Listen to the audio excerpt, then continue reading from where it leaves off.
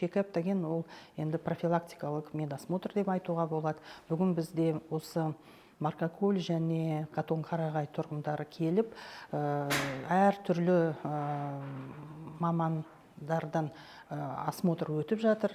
Енді керек кезде біз одарға енді углубленный диагностика жасап, оның ішіне әртүрлі анализдер кіреді, маммография, УЗИ, компьютерная томография деген зерттеулерден өтуге мүмкіндік бар.